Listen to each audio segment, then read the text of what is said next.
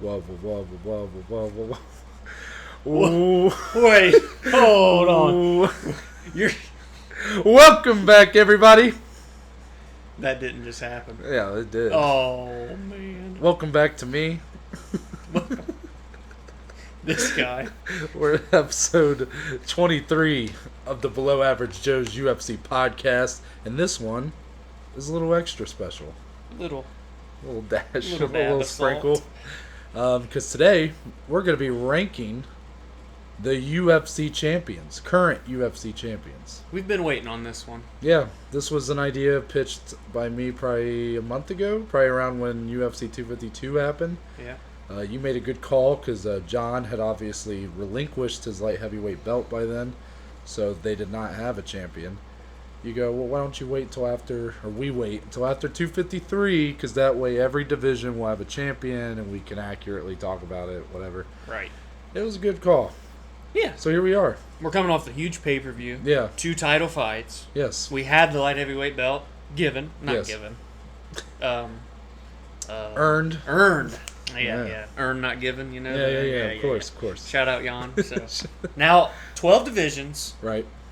They all got a champ. Yep, we have 11 champions to rank here, obviously. 12 divisions, as Dom just said. We do have a champ, that's Amanda Nunes at women's bantamweight and featherweight. Yes. Way this is going to work, each of us have compiled a list here, our own list, so we both have separate lists for this one. We'll just go one by one, get a chance to talk about each person's... accolades. Yeah, because really what we're ranking here, we're not ranking like who's the best fighter. Like, number one's not necessarily who the best fighter of all these are. Right. This is simply based on how they won the belt and their title defenses so far. Not necessarily how many, but how they have looked. There's a few different factors that play there. We like to keep it vague, so that way it can kind of cause us to have some difference of opinion here. But obviously, like, how they looked in title defenses... how many they have, of course, the level of competition they're going up against, how they won the belt. These are all factors at play. But, overall, Dom, how you doing today, though, before we get it started? Doing well. It's always nice to sit down, do our little special episode, because it's, not only is it a little extra special for our listeners, it's a little extra special for us, I must say. I agree. I agree with you there. And it's a little extra special for me because I'm back, baby. You are back. I was not here on Monday. Couldn't make the times work, I guess. Right. Right. I'll just stick with that. Yeah. But you're here now. No, it feels really good to be back, though. I missed it. I really did. I just want to take a second to Go ahead. just Let them know. UFC 253. Me and Dom got to watch it with our boys. All of my worlds collided in one night a little bit. I had my high school boys, which is partially you, but then JP and Branson. I had my college boys, aka Tyler, and half of you. Yeah. And then my family, my cousin Caleb came up. A little bit of everything. So all of my worlds collided in one night a bit.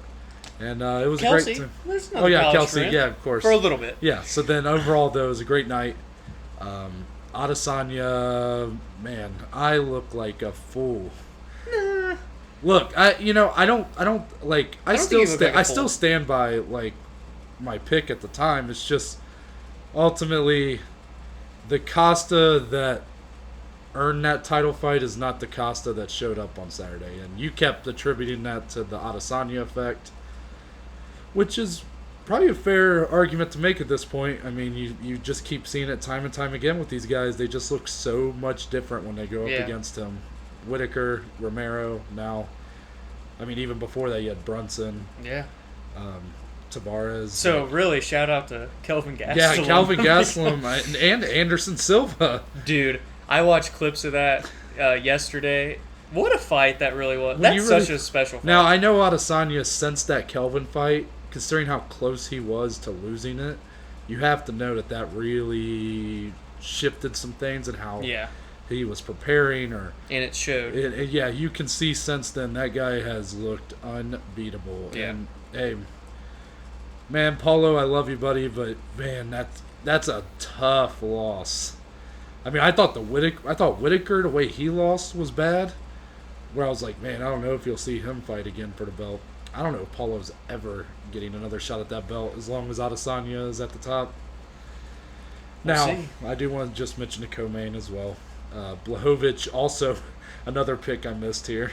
Now this one was I don't know which shocking. I don't know which one was more. Actually, the Blachowicz one was more surprising to me than Adesanya dominating. It shocked me so much because Jan also dominated, really, well, because and just the way he did it. Jan had that bit of a journeyman type career. You know, he had lost 5 times in the UFC, I believe. He has lost 5 times. He's just 10-5 now. You know, I mentioned this, I believe, when we previewed this card. I remember back when Daniel Cormier was like, I forget who he was like having words with at a press conference. It might have been Ryan Bader before he went to Bellator. Yeah. But he was like, he's like, yo, that's cool, but you just beat Jan Blachowicz. He's like, I like Jan Blachowicz, but that's it. Like, he was like kind of like saying like Jan Blachowicz ain't shit. And now look at him. He's light heavyweight champion of the world. Yeah. First one in almost a decade. And Dominic Reyes, the guy who literally was the closest to beating John Jones we probably have ever seen. Yeah. And he made Reyes look like he didn't belong. Polish power, man. That shit shattered his nose. Yes. Made him put the him body away. Kicks, dude. Just seeing my man's got a brand on his right side. Yeah, dude. It was crazy how quick. Yeah. That happened. It was like 1 or 2 kicks, and it was already wearing on him. Yeah, it was crazy. But yeah, I just wanted to throw those, my little thoughts out there since I wasn't here on Monday. But I think it's time to get into this. Let's do it. So, do you want to start, or you want me to start? Sure. Right. Now I'm assuming we go 11. Yep, to 11 1. to 1. So you start with your number 11 here. My number 11 is the newly crowned light heavyweight champion, Jan Blachowicz. Fair pick. Literally just won the belt, obviously, so no title defenses. Again, we kind of mentioned he's only 10-5 in the UFC. That's just like crazy. 37 years old. However, it was no small task beating Dominic Reyes, as we literally just mentioned. Dominic Reyes was the closest, at the most, the second closest to ever beating John Jones. And the fact that Jan went out there, controlled the whole fight. The first round was all Jan. There were good exchanges, obviously, but Jan obviously had the bigger shots. And then the second round, see ya. Broke his nose and put him down for the count. So it's just hard to put Jan any higher to me right now, given his age, his previous track record in the UFC. Now, can he make his way up this list if we were to do this again in a year? Of course. Mm-hmm. But as of right now, I can't really go into too much more detail outside of Jan. Newly crowned, number 11 on my list. That's a very fair pick. I mean, that's kind of like my one thought I had kind of going into doing this. When we had been we had talked about doing it after the pay-per-view, was like, how high can I really put either of those guys? Because they're going, like, this is literally winning, and then a couple days later we're recording, I may say if Dominic had won, you might have put he him may higher. have won a little bit higher. Just because we thought he beat Jones, exactly. Therefore, he would technically be undefeated. Yeah. But again, he got beat. So. Yeah. But Jan is not my number 11 here. Really? So I was wrong. Okay. Yeah, you thought Dom predicted before we started. Might be all over the place here. Yeah, I think we might be. Dom predicted before we started that we would have the same number 11 and the same number 1, correct? Yes. I'm already... Well, see, my number 11 here is the one person who I don't think should still be holding their belt. That's Alexander Volkanovski. So, now, on one hand, he has defended. So, that puts him in a way over some of these people ahead of him because they have not defended. They've won the belt. Right. Volkanovski won that belt. He beat Max Holloway, who is the second, I guess, best featherweight champ we've ever seen besides Jose Aldo.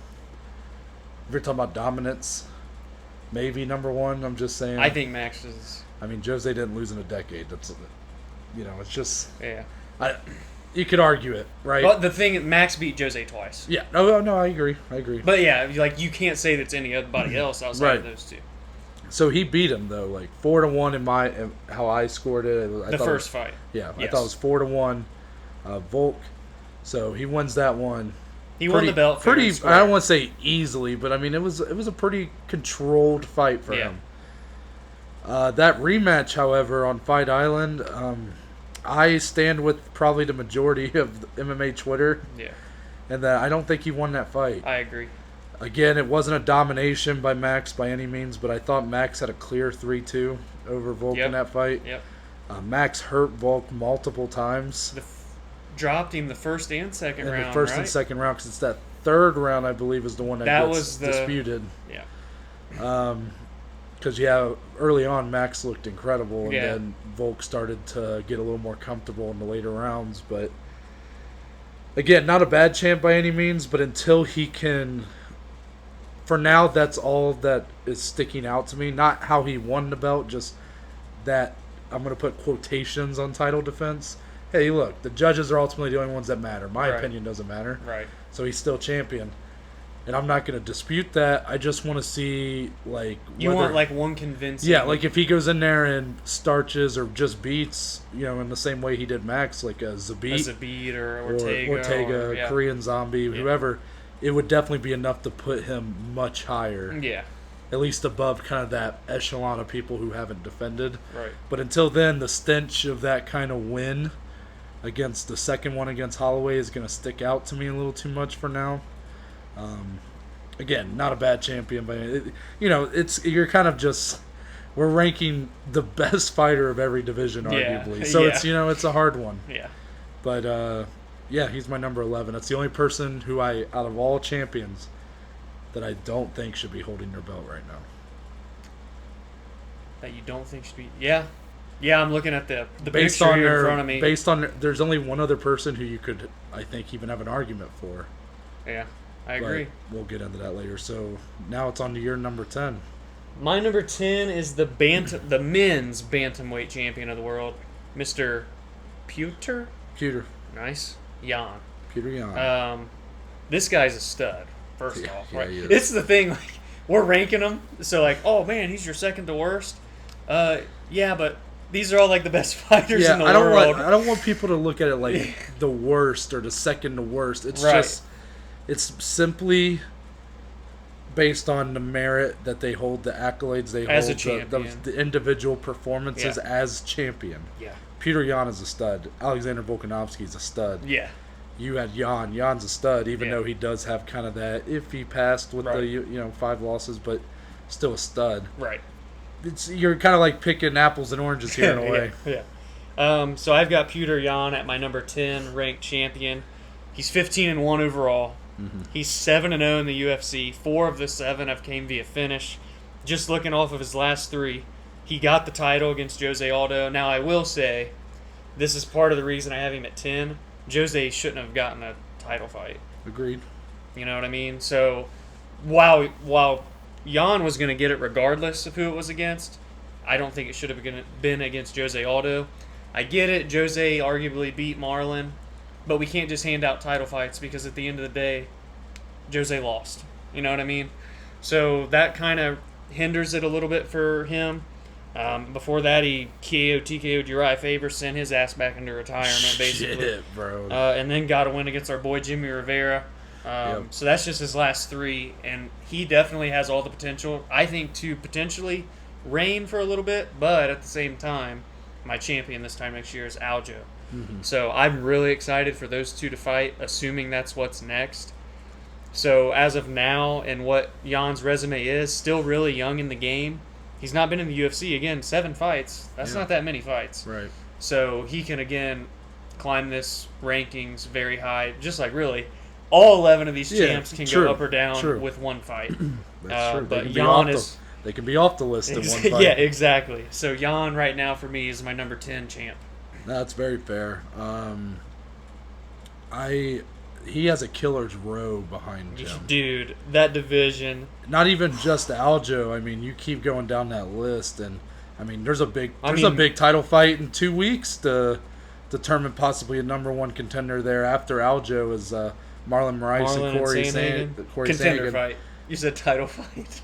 I thought I said contender. You said there's a big title fight. Oh, sorry. Okay, but a big they get what title you're saying. implications, perhaps. Yeah, Corey and Marlon. That's really even though Cody's currently going down to flyweight, that dude's still gonna be still there.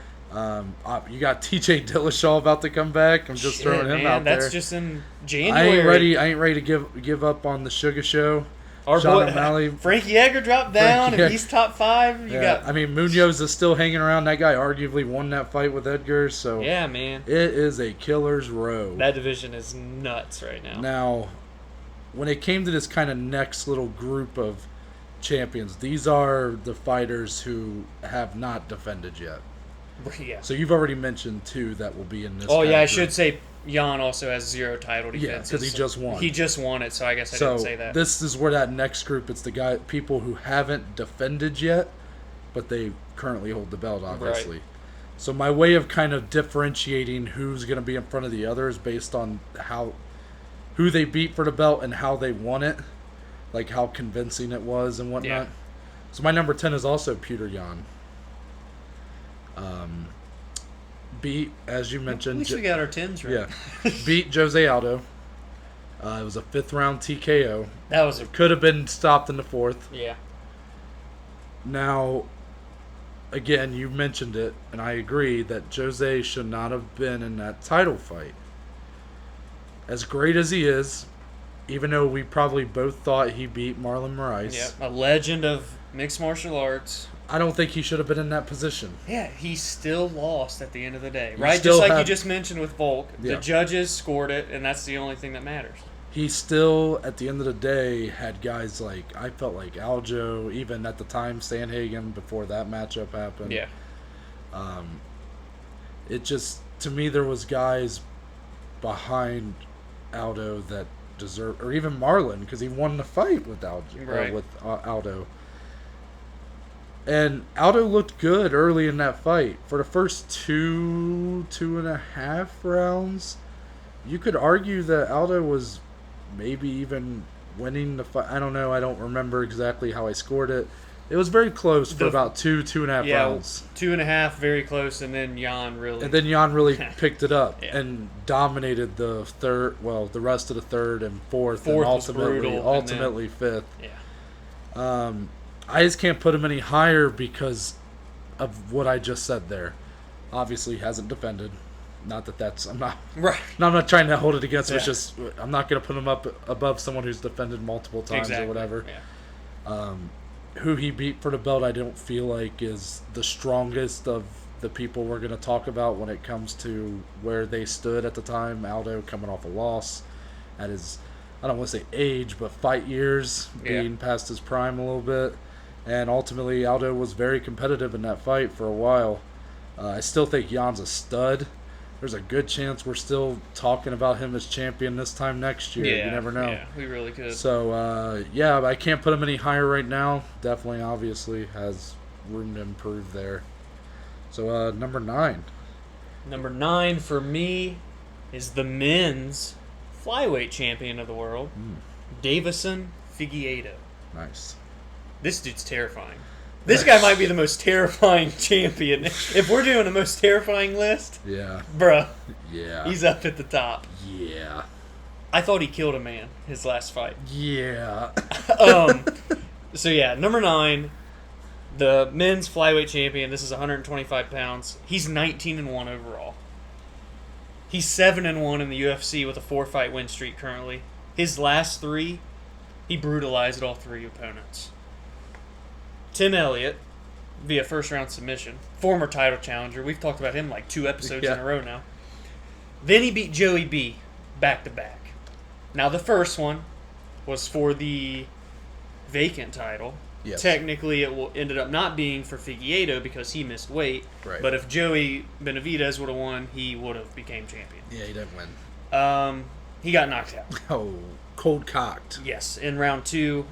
There's a little controversy, not only because of the missed weight, but there's a headbutt, and then blah, blah, blah, blah, blah. Inadvertent, but Inadvertent. Yes. Still, it had to have impact somehow. So regardless, they run it back. just a couple months later, this past July.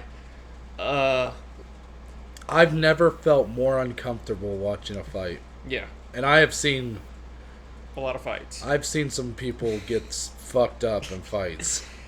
Davison dominated, even though it was only one round. It was brutal. He brutalized arguably the second best flyweight. Well, I guess third best because of Henry Cejudo. Yeah. Third best flyweight in UFC history in Joseph Benavidez. A guy that's always been a top 3 guy, really. Top 5 at the most. Dominated him. You've never seen that happen to him before. It was bad. It was like I said, this is the most terrifying champion in the UFC right now. He's such a wild card. And I truthfully believe this guy could go up to 135 and win a belt at some point. This big. dude is big. Yeah, he's big. For 125. Obviously, he missed weight. Yeah. You know what I mean? That's always a good sign. Yeah. So, Davison is my number 9. 0 title defenses. So, again, it's hard to put the guys with 0 title defenses ahead of anyone with, a defense. So, that's kind of the reason he's still here. Again, he's got that huge fight against Cody in November. Very, very nervous for Cody being, the Ohio fanboy, and obviously Cody's our guy, but that's dangerous. Dangerous fight for Cody. Now, can Cody beat Davison? Yeah, for sure. But, dude, this dude, watch out. We could be talking about a double champ in the future right now. Yeah. But for now, that's my number 9. Woo. I just want to throw this out there, too, about him versus Benavidez. Benavidez has only been finished 3 times in his career. And he's had a lot of fights. Yeah. He is, as of today, he is actually 28-7. 28-7. He was knocked out by Demetrius Johnson, and I believe it was their second matchup against each other. Then you have the back-to-back. Yeah. The first one being a TKO. Yeah. And then this So last 2 fight. of the 3 times he's been finished has been by Davison. Yeah.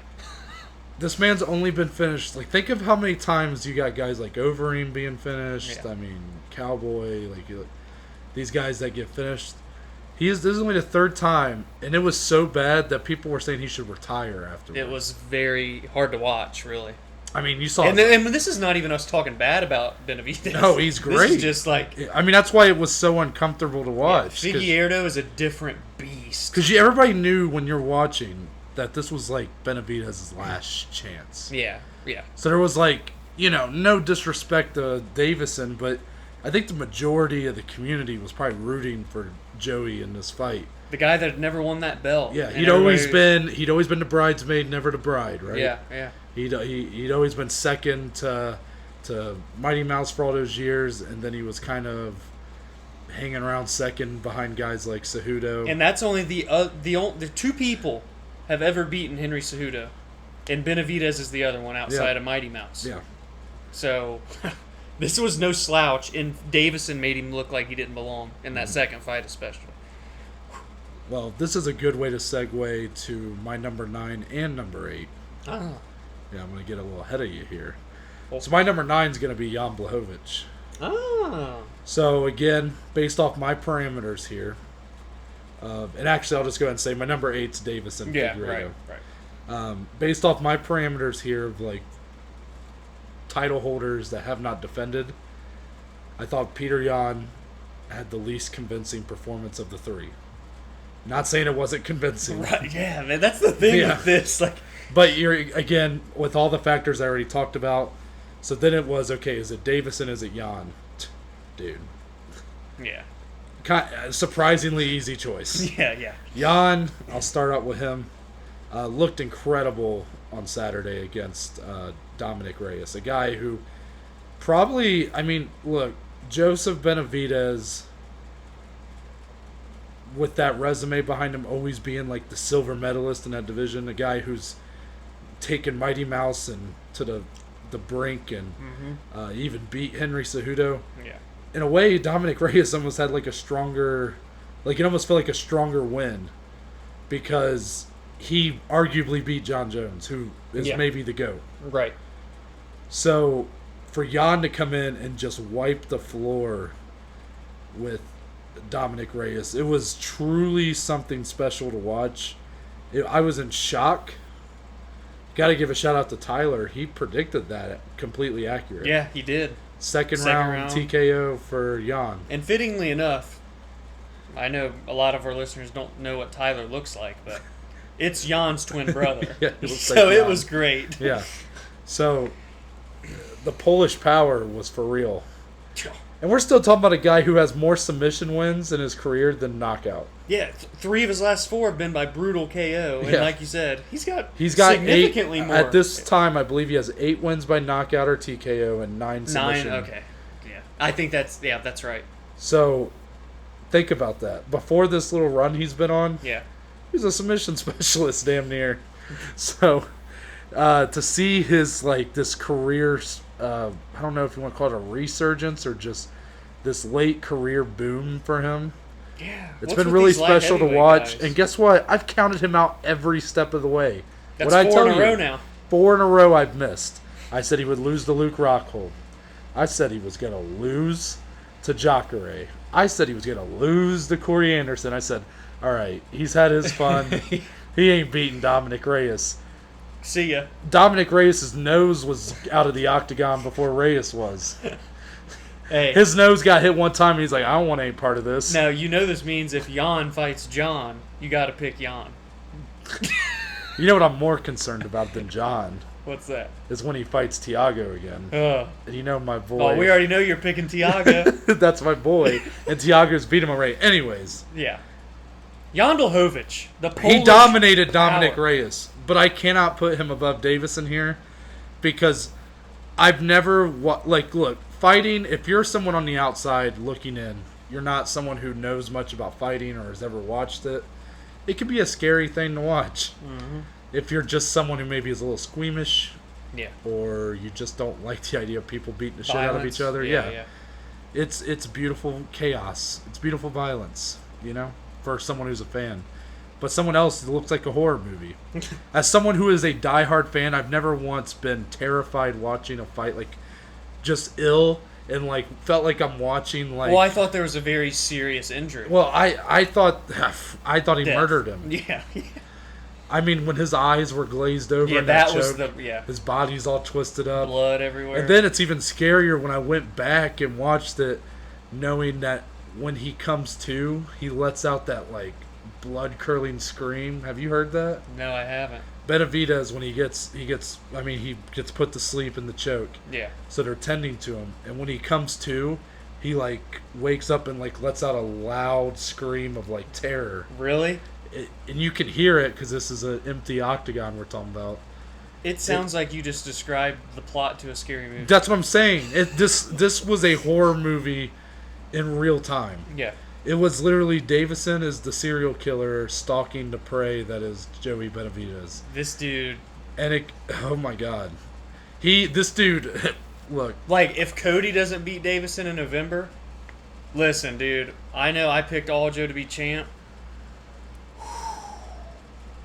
I'm thinking, I'm at the wrong division now. So yeah, at 125, sorry, for Davison, if Cody doesn't beat him, there might not be a flyweight touching him. Oh my gosh. We're talking about, you don't see the type of power he has at the flyweight division. No, you don't see that. You don't. That's what I'm saying. I've just never seen... If you guys are not the... if you're up for it, viewer discretion is advised. Go watch that second fight with Benavidez and just watch how... Dude... I don't even know how to describe. Just go watch it. Yeah. And come back and also sit here with me and go, I don't even know. I don't know what to say. Yeah. Leave us a voice message about it, as a matter of fact. Yeah. Nice plug. But I mean, that's really all I could say because I'm just going to sit here and go, yeah. I don't know what to say. Yeah. So I'll leave it there. But yes, this guy, he is the biggest wild card, I think. Yeah. Because we have seen so little of him up to this point. Yeah, relatively. Do you think he has the biggest upside out of the champions, or up there toward the top? I just feel like I think he's the most unknown. Yeah. Yeah. Because, okay, the division he's fighting in, men's flyweight, Right. is the least covered in the sport besides maybe women's featherweight. Right. So, it's not like before these two fights, really, like, I couldn't even have told you who he really was Yeah. before he was fighting Bennett. I remember being like, oh, well, at least Joseph will get to win the belt. Yeah. Nope. So, I was like, so on that hand, it's been an undercover division for years. And then, all of his fights have probably mostly been on, like, the prelims or way deep down. Probably a lot of fight nights. He's the most unknown. Like, a lot of these guys are still unknown as far as, like, how good they actually are. Mm-hmm. You saw a guy like Adesanya really show something on Sunday. Right. But to me, like, he could very well come out in his next fight with Cody, for example, the one that's scheduled right now, and he could do the same thing, and we go, this guy's maybe a top 5 champion. Yeah.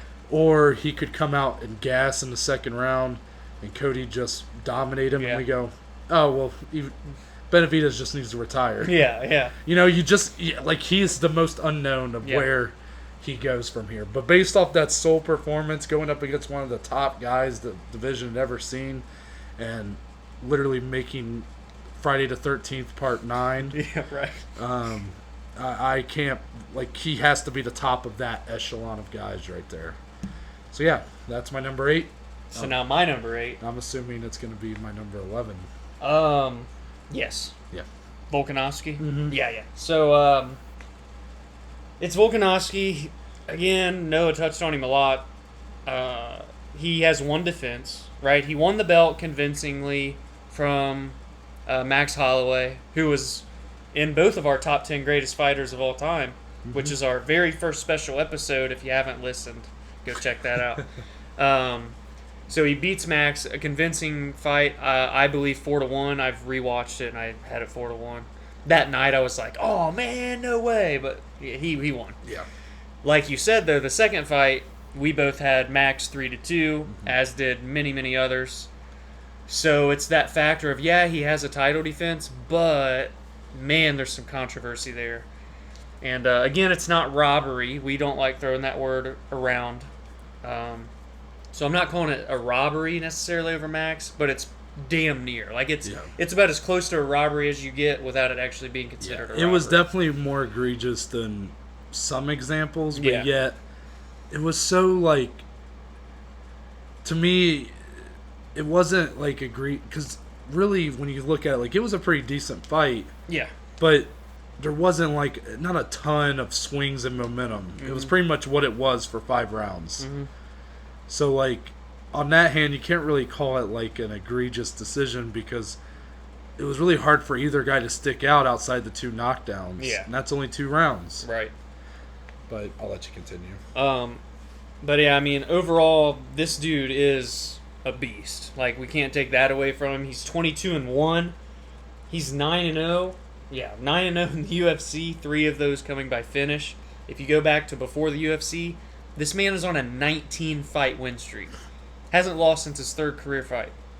That's crazy. Yeah. You just don't see it that much.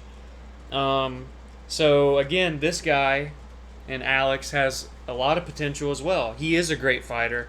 And like you said, his next title defense, assuming it's not against Max for the 3rd time, which I hope it's not at this point, if he gets a convincing win over a Zabit, a Korean Zombie, an Ortega, he's going to gain that respect back from a lot of people. And, people will be like, okay, he's for real. And obviously, we know how great he is. Yeah. It's just a matter of getting that one convincing defense. Look, he went 10 rounds with the best featherweight probably ever. Yeah. And won, let's see, 4 plus 3. So he technically won 7 out of 10. Yeah, it's kind of to win both fights. Yeah. So. Yeah, That's my number 8. All right, do you want to go ahead and go with number 7? I'll go into my number 7. I'm nervous. I like this one, Noah. I'm nervous. Remember me. Wei Li Zhang. That's the my, first. That's my number 7 as well. Yes. the first ever champion in the UFC from China. Mm-hmm. This woman is a bad woman. What a debut for China to make. She's 21-1. Guess when she lost that fight, Noah? Was it pretty early on? Yeah, her professional MMA debut. She's won 21 fights in a row. So she's so damn good. It only took her 3 fights to get a title fight in the UFC. Yeah, she ain't bad. She's 5-0 overall in the UFC. Like I said, she was 3-0 when she got the title fight.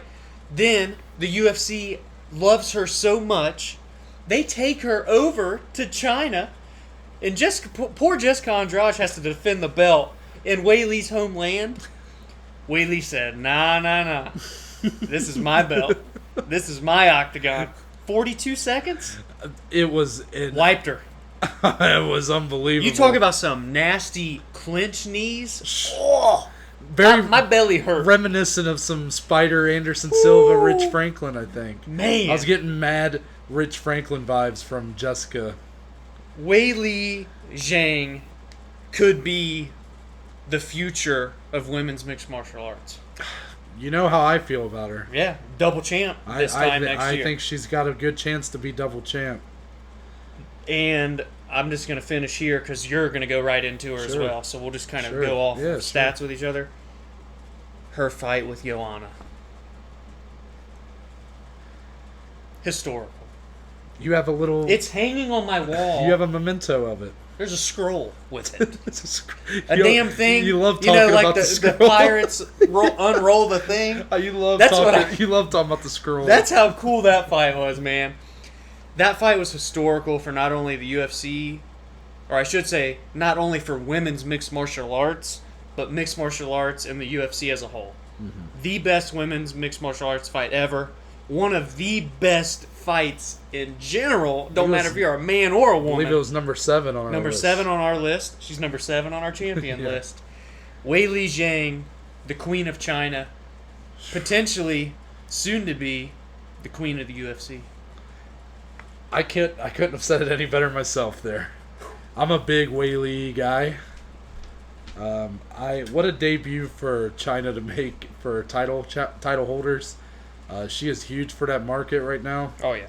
But based on these performances, look, you can say what you want about the fight with Joanna, not just how amazing it is, but there's a lot of people that thought Joanna won that fight. I am not one of those people. Right. But regardless, when you put on a top 10 fight of all time and it is that damn close, I don't care how close she was to losing the belt. It was a top 10 fight of all time. She dug deep. Joanna's been in there with all of them. Everyone. So for Weili to go out there and do what she did, whoo. And again, that title win.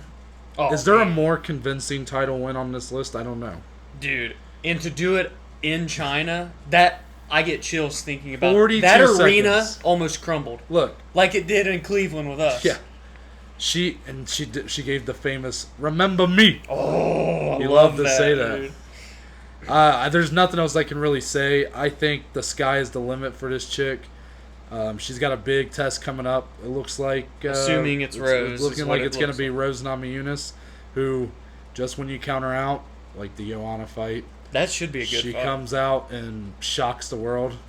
But I think the sky's the limit for her for multiple divisions. I think she very well could be the face of women's MMA in a post-Amanda Nunes world that we're inevitably probably heading towards.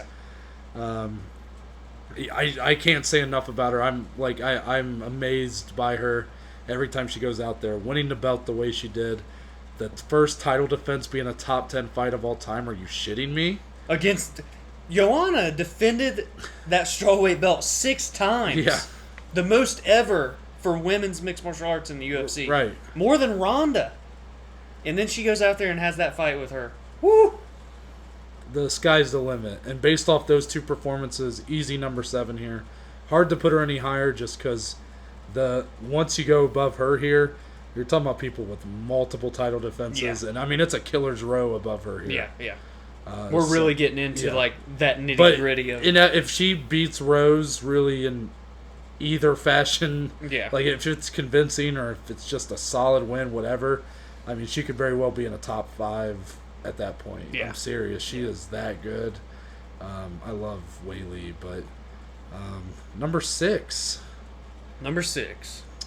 I'll take it from here, I guess. Go ahead. This is hard. 4 through 6 was the ones I had the hardest time with. So now it's, okay, once again, I'm still judging it by the way they won the belt. But now I have to put into account multiple title defenses. Yeah, everyone from here on out for both of us will have multiple. And I didn't put defenses. too much into account, like the number of defenses total. I took more into account how they won and also the level of competition they beat up to this point. Yeah. And how they've looked in those said fights. So I've taken less into account the numerical number of title defenses. I just want to keep that in mind. My number 6 is Kamaru Usman. Oh, really? Yeah. So this is tough again. If this video had been made a month ago, he probably would have been a little bit higher. Izzy is definitely rose on mine. Yeah. Just his stock is rose. But for Usman, dominates Tyron Woodley, who was starting to creep into GOAT talk for people. For the welterweight division. For the welterweight division, I mean, people. I guarantee, if he beats Usman in that fight, people are probably putting him in the top 10 of all time. Yes. I mean, he had looked virtually unstoppable. Well, he had 4 title defenses, was going on number 5 into that Usman fight. Plenty of huge names on his resume. Outside of the first Wonder Boy fight being very close. Yeah, there's really no. And really, he was the one that still had the best of the exchange. I mean, he nearly knocked out Wonder Boy. Outside of that fight, he looked virtually unstoppable. Not necessarily the most exciting title fight sometimes. You have the Damian Maia fight, the second Wonder Boy fight. But then you have, like, his win over Robbie Lawler, his win over Darren Till. Come on, man. And Darren Till was, like, the guy at that point. Like, Dana, this was pushing him hard. Yeah. Everybody thought this guy's going to be the guy for a while. Coming out of that United Kingdom market, fresh off of Bisbee, having the belt, and he starched him. So he wins that fight, and his stock has probably never been higher. So going into this title fight at UFC 235, it was the co-main under John Jones and Anthony Smith. You have Tyron Woodley going up against Kamaru Usman. And I can say, from my point of view, I looked at these two guys as having very similar skill sets, with Tyron having the power advantage. Yeah. But ultimately, I thought the wrestling would be pretty much negated. Yeah. So I literally looked at it like, okay, well, Tyron's going to have the exchange, or have the advantage on the feet, and that'll be why he wins this fight. Usman manhandles him. Is that the most dominant, convincing title win to get the belt out of all of them on this list? I mean, because no one thought that was going to happen. No. The way it did, we were sitting there and, like, again, probably not the most exciting fight in the world. But I remember just being amazed. Yeah. I remember by round 4, we were sitting in your old apartment. Yeah. And I was just like, I can't believe this is happening. Yeah, it was crazy. And then Usman, with that win, he's a big deal now. Yeah. You just beat a guy that was looked at as one of the best ever. At least was starting to creep into that talk, right? His first defense is against Colby Covington. Man. Talk about a grudge match, right? What a fight. Another guy that has a similar style to Usman as well. What fight isn't a grudge match with Colby Covington? This is an arguable... you could argue this is a top 10 fight of all time. That was an incredible fight. Honestly, I'd love to go watch that if I had my own list, I might put it on there, truthfully. I would need to go back and watch it again. Yeah. But... say what you will, like what I said, I thought Colby was up 3-1 going into that 5th round. But you saw him dig deep in that 5th round. Oh, yeah. And finished that. Dropped Colby twice. Second time ultimately finishing it. He pounced as soon as Colby went down. Had broken Colby's jaw in the fight. So Usman showed a lot there. Yeah, so not only is this guy a stud grappler and wrestler, he's got hands. He's got some hands. And coming off that win, he's scheduled to fight Gilbert Burns as the main event of Fight Island, UFC 251. A week before Burns has to drop out due to testing positive for COVID. So who steps in but the biggest star the UFC has seen since Conor McGregor? Yeah. Game bred Jorge Masvidal, who was on a tear. Yeah, Ben everybody Askren was ready for that fight. Ben Askren, hello. Yeah. Nate Diaz, hello. Yeah. Darren Till, hello. Yeah. Kamaru dominated him. Yep. Now, 6 days notice. Yeah, it's tough. It's tough when you judge those kind of fights where it's like guys come in on 6 days notice, but also the champion has 6 days to prepare for this guy. So the storyline was getting to where, he's, Jorge's accepting this title fight on 6 days notice, but you gotta still say, hey, now, yeah, Kamaru's also doing this on 6 There was a 6 days lot. notice. There was a lot of disrespect thrown at Usman for this fight because it's not a very enjoyable fight to watch. It's a very clinch heavy, right against the cage, foot stomps, obviously being the big joke, But man, I mean, he did it. He dominated the fight. He did what he had to do to win, and he dominated it. Yep. Masvidal, who had looked untouchable for that whole year. Yeah. Why he comes in a little bit lower, I guess, than the rest of this group. I kind of just said it. I glossed over it a little bit, but that was because I wanted to touch on it here. Ultimately, I thought he was, he's looked vulnerable at times. The Colby fight, I thought Colby... He was getting hit. You thought Colby was up. I thought Colby was up. 3-1. It doesn't matter because Colby ends up getting knocked out in the 5th round. Right. But I'm just saying, when all these guys are so close, it's like you have to find these little nitpicks to separate them. Yep. So you have Colby, who I thought was winning that fight for the majority of it, and then the Masvidal fight just being a very lackluster affair, and the fact that once you're talking about okay, Masvidal took the fight on 6 days notice. Well, so did Usman. I get headaches trying to think about, okay, well, who really stepped up in this matchup here, and it's just kind of makes me just negate it all, and I'm just okay, whatever. The fight was just not good. But he did dominate Tyron Woodley, and Woodley has never looked the same since. Yep. Which almost kind of, I don't know if it gives more credit to Usman or if it actually discredits Usman's victory. It should give more credit to it, in my opinion, because to me it looks like he took his soul. Yeah. But in a way, it almost discredits it because it's well, did he beat someone who was kind of washed up? Because Tyron has lost 15 rounds in a row. Tyron, I think that was the start of it. I look at it like he destroyed Tyron's confidence. Yes, yeah. Tyron has just never been able to bounce back from it. Yeah, but I'm just saying that that's those thoughts creep into my head when I'm trying to nitpick like this.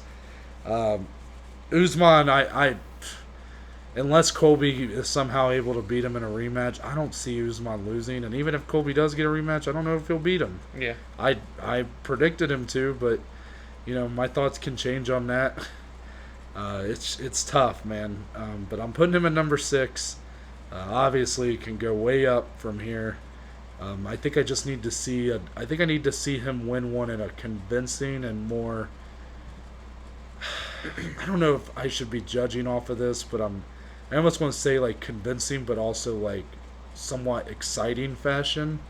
I don't think that's fair of me to compare like that, but I'm just something to me the Masvidal fight was dominant, but it was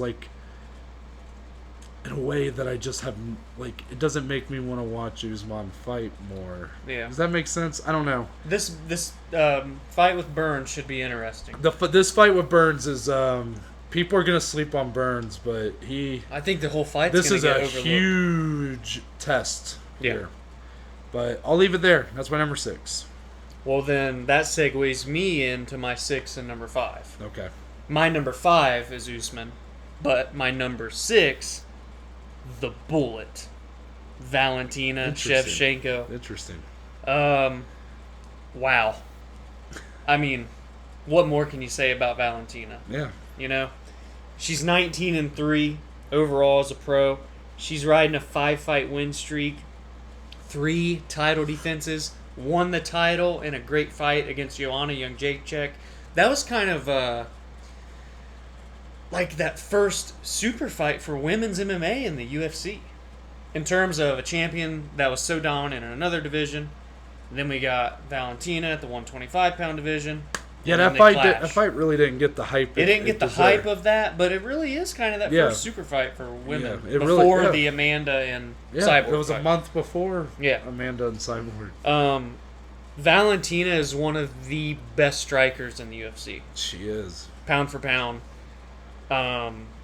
She's really masterful to like watch perform. Every time she goes out there, she gets better. You like there's those few fighters where you can say that every time they fight, they're better in one aspect of the game. She's one of them. She looks completely day and night different from when she was losing to Amanda Nunes. Yes. And that's scary. And I know that was a different division, but I don't care. Well, and you can argue she won the second fight which is even against crazy. Amanda Nunes. Which is crazy. And let's be honest, Valentina didn't belong at 135. She is a 125er through and through. Yes. That weight class is perfect for her. Right. And she's really not looked like the fights have not been close in her 3 title defenses. They really haven't. The head kick on Jessica Ai.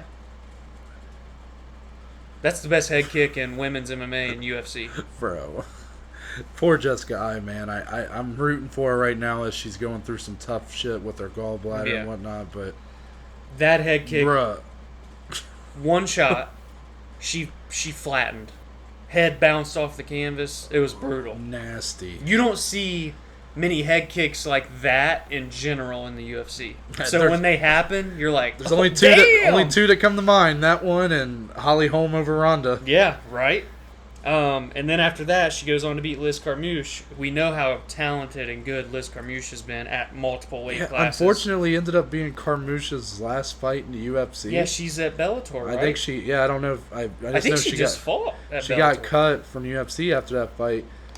Don't forget, Carmouche fought in the inaugural women's title fight for the UFC against Ronda. Yep. And took Ronda's back. Yep. Had her in dangerous territory there with the choke.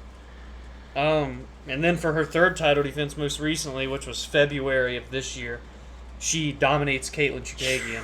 A KO TKO ultimately being the result in the 3rd round. Yep. Chukagian, no easy run for anybody, by the way. No. Size advantage, Caitlin. Wrestling, that's where the thing was. Valentina's known as this striker, but her grappling is maybe the most underrated grappling out of all these champions. She's a stud on the ground, and people don't give her the respect I think and I feel that she deserves. So to go out there and do it all against Chukagian, who's known for being an incredible wrestler, and with Chukagian having all the advantages she did, reach, height, everything, over Valentina, she makes it look easy, man. And that's why a fight between her and Wei Li down the road, fireworks. Wow. Wowie. Valentina's scheduled to fight Jennifer Maia. That's November, right? With Cody, and so the flyweight title night. Yep. So I don't want to overlook Jennifer Maia. Jennifer Maia's dangerous, very good Brazilian jiu-jitsu and stuff on the ground. But I think Valentina's well on her way to that 4th title defense. Yeah. She really looks unbeatable, and that's kind of the thing with this top 6, top 5. Most of them look unbeatable right now, you know? Yeah. And so starting it off for me at that number 6 spot is Valentina. Okay. And I'm sure you'll probably get into her, of course, later. Mm-hmm. And then my number 5 is Usman, who was your number 6. Really, you touched on it about as good as you can, so I'll just go in more nitty-gritty, I guess, about him. He's 12-0 in the UFC. Mm-hmm. He only has 1 loss his entire career. He's 17-1. Jorge Masvidal beat him by decision. The Colby Covington fight, all-time classic. of course, dominated Woodley to get the belt. And now this fight with Burns, I think, is what's going to do it for me in terms of, okay, a year from now when we revisit this topic, are you going to be up in the top 5, the top 3, the top 2 or 1? Mm-hmm. We'll see how he fights against Burns, a black belt in Brazilian Jiu-Jitsu with all the power in the world to back it up on the feet. Damian Maia. Yes. Knocked him out cold. If Usman can convincingly stop Burns, we could be really on to something special here. Because this guy is a stud in every sense of the word. I think you're going to make me switch my list around a little bit here. Really? Because you just said your number 5 was Usman, right? Yep. My number 5.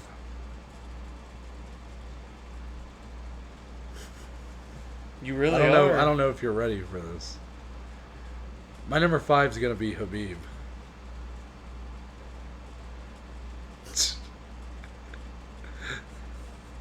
JP's never going to hang out with you again. No. Wait. The Eagle.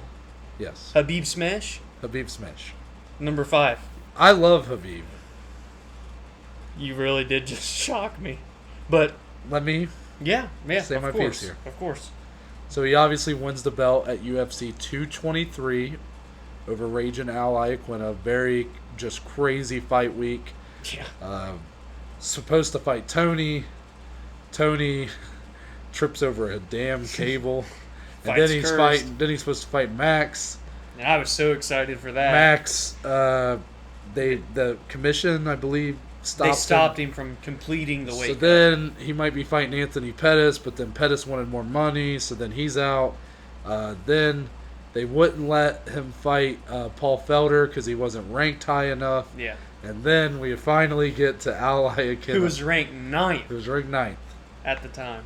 So he wins the belt pretty convincingly. Shout out Raging Al. Yeah, Raging Al put up about as good of a performance as you could under the circumstances. Yeah.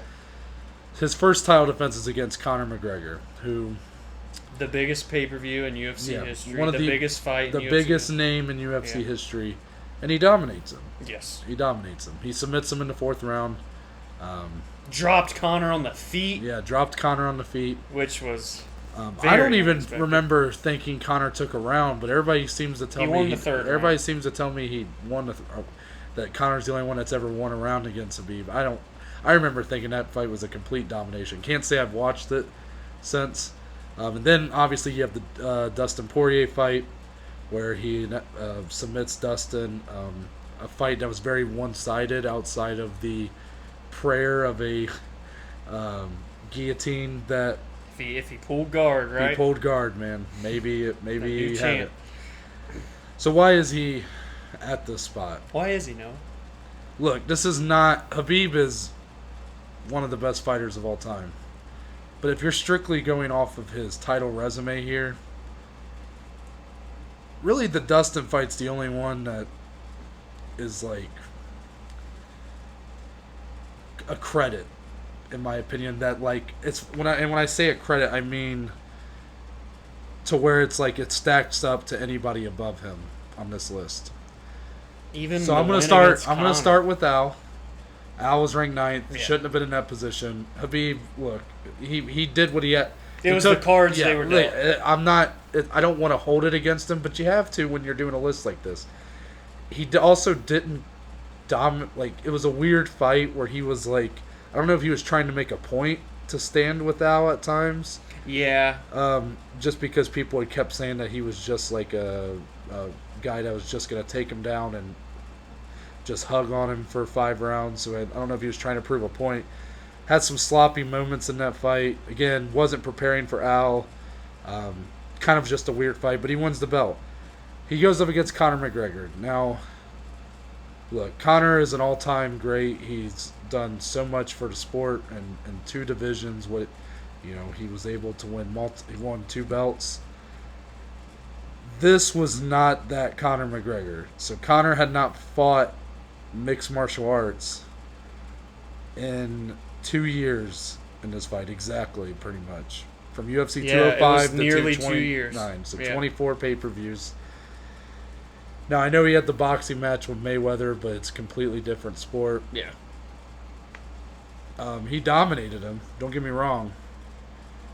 But I didn't think Conor should have been in that position anyways. I do agree there. So, once again, it's like Khabib is beating someone who I didn't feel deserved. And I know that that's, again, it's hard to, like, I don't want to count it against Khabib because the UFC obviously wanted that fight and we're going to make it happen one way or another.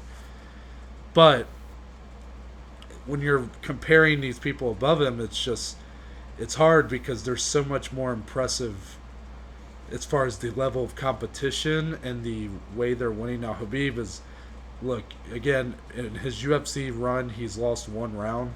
One. Apparently. I still say he hasn't lost one. I think he's 12-0 in the UFC. Yeah. So that would total the Dustin, many the rounds. Dustin win, Dustin interim champ, was a deserving guy for that shot. Khabib pretty much dominated the whole fight. But then you also have that aspect of, but he did kind of almost get into lose some it. trouble. He almost kind of lost in a weird way. Like if Dustin literally just hikes that leg over and pulls guard, the fight might be over. So it's really hard. These are, again, that's every fight on his little title run where I can say something about it. There's a but in all three of those. Mm-hmm. Now, he does have a big title fight coming up against Gaethje. Oh. If that fight goes how I picture it going right now, Khabib's going to rise on this list. But for now, he is definitely one of the all-time... I think by the time he's retired, he's an all-time great. Like, I already think he's a Assuming top 10. he gets to that I think he's immaculate... I think he's a top 10 fighter of all time. He was on both of our lists. Right? Yeah. It's just... I don't think necessarily his title run is the best encompassing... I don't know how to word this. Yeah. Is the best embodiment of his greatness. I think the win against Edson Barboza speaks a lot higher to that guy. That was brutal. His win over RDA, I think, speaks a lot to where That's such an underrated win. Agreed. Like coming off of a title loss, RDA. He messed up Michael Johnson with that Kimura. I'm just saying he has, that like, the record the for his actual takedowns. title run itself is somewhat lackluster compared to others on the list. To others on this list. And in your list, four people and now and Conor and Dustin are both like top 5 guys. They're tough. Yeah. Don't get me wrong.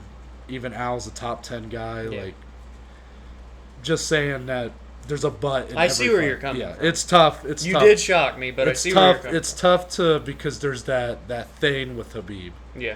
Where he's the eagle. He is an all-time great. Yeah. So you want to put him higher, but I can't because I'm just breaking it down by the title win and the title defenses, and there it doesn't hold up to the guys in front of him and lady, in my opinion, or right. ladies. So that is my number 5. Number 4. Mm-hmm. We just saw him on Saturday. Israel, the last style bender, Adesanya.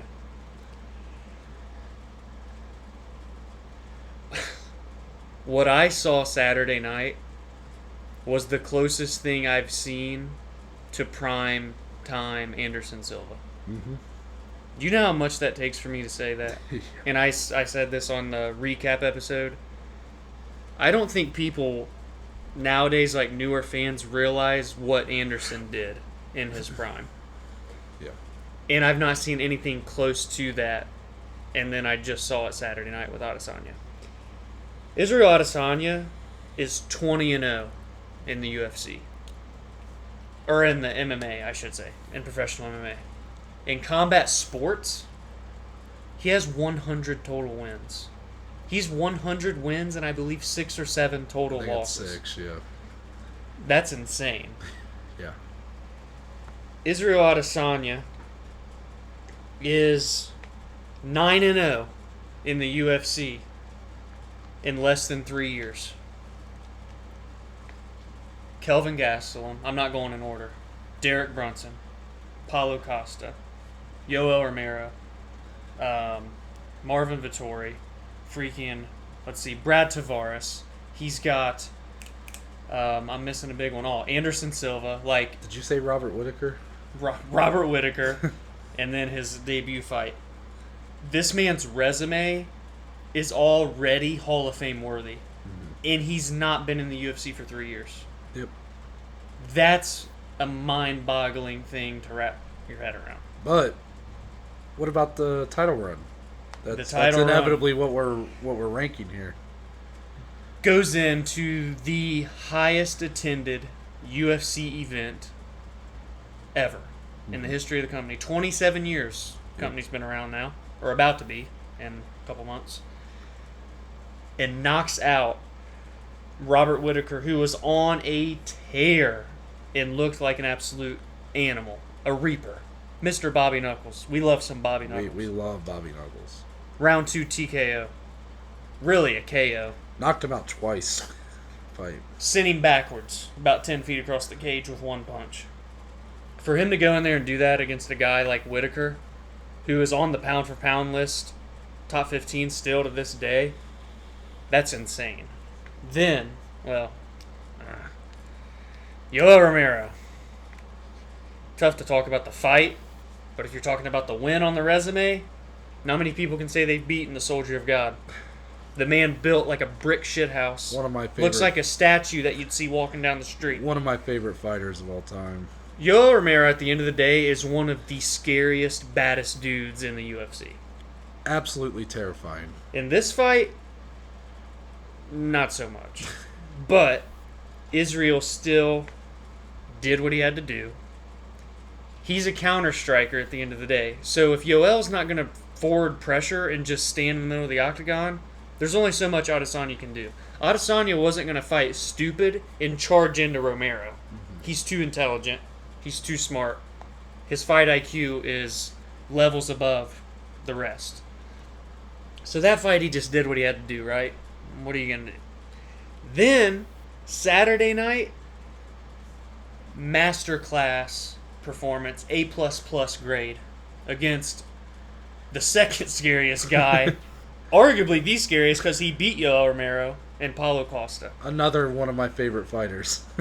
He made Paulo look like he didn't belong in the ring, in the octagon. Adesanya stays killing my faves. He essentially embarrassed Costa for the most part. Yeah, he really did. And I mentioned it on the Monday recap. This thing I'm going to end up trademarking this, the Izzy effect.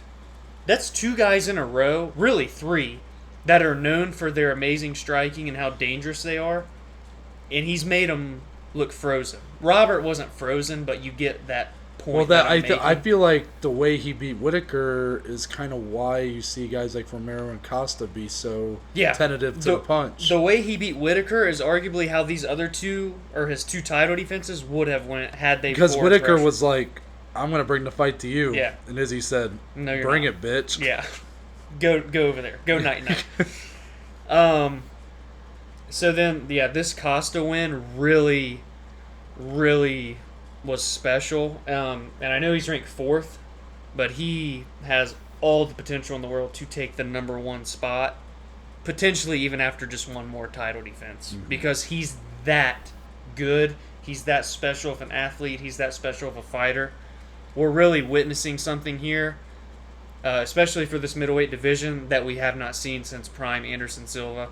And again, I can't get back to that fight enough where that was the passing of the torch to me when he fought Anderson and had that great fight and all the, the striking and the taunting back and forth. And ever since then, that was what really sent him into superstardom. And he's the second biggest star in the UFC right now outside of Jorge Masvidal. This man is special. Mm-hmm. That's number 4. That was your number 4. My number 4 is also Israel Adesanya. I like it. Now, when I say this is going to come off as a negative, but it's I promise it's a way for me to paint the picture the best I can. Because I'll go ahead and say my number 3 is Valentina. So, my number 4 is Izzy. And this is what I was talking about, where before Saturday, he probably would have been around 6. Yeah. So he jumps up a couple spots here. Imagine the most amazing bread in the world. Okay. The most amazing bread. Okay. You get 2 slices of the finest bread you can get on the market. Okay. I'm talking $100 loaf of bread, Dom. Do those exist? They do now. In my story, they do. Okay. $100 bread. Right. You get 2 slices. 2 slices. And then imagine that someone just takes a fat shit on that bread. And you have a shit sandwich. You have a shit sandwich, but it's some amazing bread, though. Where are you going with this? That is Adesanya's title reign so far. Oh, okay. Okay. He wins the belt. Okay. I see where you're at now. I was really confused. He wins the belt Oh, over Robert Whittaker. Yes. Again, the that's most, one slice of bread. Yes, the Okay. most highly attended fight in UFC history, Yes. or card, I should say. He puts on a masterful performance. Robert tries to pressure him, tries to bring the fight to him. Izzy just has an answer for everything that Whittaker throws. Puts him down in the first, nearly finishes it. Comes out in the second, does finish the fight. Incredible performance. So good, in fact, that Robert, who I know hadn't defended the... I think he only had technically defended the belt once? It was Even? UL number 2. Right? Didn't Yoel miss weight for that fight? Well, it would still be a defense, though, for Robert. I don't think right? it is, because even if Yoel won, he didn't get the belt. He missed weight for that one? Yeah. The first fight is where he won the belt, so I don't think Robert ever defended the belt, technically. His first title defense was against Izzy. Huh. Because he was supposed to defend against Kelvin at 234. Yeah, right. And then that's He where had he felt that, the real serious shit with his yeah, intestines. hernia. I forget. Hernia? Yeah, whatever Sports it was. hernia? But it was so... Even though he hadn't defended the Robert belt... was the guy. Robert had been champion long enough to where if the fight was close, you could maybe argue an immediate rematch. Yeah. I mean, he had held the belt for over a year. Yeah, just injuries and all the craziness. Yeah, and then Yoel missing weight. But he had went 10 rounds with Yoel Romero, as you said, the scariest individual. I think he was undefeated at middleweight at the time. Probably coming right. into this fight, because he used to be a welterweight fighter, moved up, and was basically unbeatable at middleweight. Robert Whittaker was the real deal. Still But is. he was so... It was such a convincing win Yeah. that Robert is now about to fight his second fight since that loss, and he may get a title fight if he wins, but we don't know that for sure because of how convincing of a win Izzy had. So that's I'm gonna skip ahead. Yeah, that was your bottom piece. That's the of bottom bread. piece of bread. So now the top piece of bread. Top piece of bread. Saturday. That was the most impressive title fight performance in years. Truly, just if you're talking about, I mean. Maybe since Cody and Dominic Cruz. I had Paulo Costa winning the fight. Yeah. By second round. Yeah, TKO. I really thought Paulo was going to bring that pressure, was going to really get inside a la Kelvin Gastelum. Yeah. But him being a bigger, more powerful guy, I thought would ultimately be able to get him a knockout. Didn't happen that way at all. Paulo just couldn't get a read on Izzy. Couldn't get inside. You could tell he got frustrated. You could tell by the second round he looked defeated. Izzy completely neutralized him in every he picked sense him of the apart word. piece by piece. Piece by piece. And finished them in the second round. Yeah. Just like Whittaker. Yes. Same punch, pretty much. Yeah. That's the top piece of bread. Because those are two incredible performances that we will be talking about for as long as Izzy is champion. Yeah. Those are going to be on his highlight tapes for forever. Now it's time for the shit in the middle. I tried to make it as good as I could, but He had one of the worst title fights in UFC history with Yoel Romero. And I'm not going to point fingers. I'm not going to blame Izzy. I'm not going to blame Yoel. The fight should have been better than it was. yeah. It was awful. It was a snooze. Nobody threw anything. It wasn't a fight. It was a spa, in the words of Darren Till. It was a spa. That is why I'm putting him at number 4 instead of number 3. Fair enough. Because that fight pains me so much. Because I love both these guys. It was so fucking boring on a card that was co-mained by one of the best fights in UFC history in Weili and Joanna. And this is the shit that tops it off. You give me one of the worst fights in UFC history to follow one of the best fights in UFC history. Look, I'm mad at this fight. I still am. Israel's gonna bounce back from this. I'm sure. Originally in our video, I predicted Paulo would be champion this time next year. Izzy won convincingly. He's probably gonna be champ this time next year. I'm sure he'll bounce back from it. Eventually, it's just gonna be kind of like how Silva had his fights with. He had the one with Damian Maia that was very lackluster, and then the one with what was that guy's name? Oh, he had another fight. I forget the guy's name now, but well, even his one against Nick Diaz. That wasn't a title Anderson fight. Well, and just in general, like a fight. I'm just talking about title reigns here, because Izzy, if you went outside of the title reigns, Izzy has more impressive wins below that when you got Derek Brunson and even the win against Anderson. Yeah, and then the Kelvin Gastelum fight being another just all-time classic. But that Romero fight's going to leave a bad enough taste in my mouth to hold him to number 4 on the champions list. So, no slouch. But the great bread definitely is carrying him miles here, because those are two of the most impressive title performances I've seen. But number 3, I mentioned being Valentina. Yeah. If not for Amanda Nunes, if Amanda Nunes didn't exist or wasn't who she was, I think Valentina would be looked at as a potential GOAT of women's MMA. She could be a double champ right now. She could be. But at worst, we're still saying she might be the GOAT of women's MMA. I'm serious. She's that good. And now, the only thing that was making me debate putting her above these previous two was her level of competition. Because out of her 3 title defenses, none of them, I mean, maybe Caitlin Chukagian. I mean, they all deserved it at the time. Maybe Carmouche. I don't know what Carmouche was ranked when they fought, but I think she was top 5. Yeah. Jessica I was ranked number 2 or 1. At the time, I think she was. Chukagian was ranked number 1, I believe. Yeah. I mean, they deserved it at the time, but you definitely have to wonder. You put it up against Israel's level of competition, and there's no competition.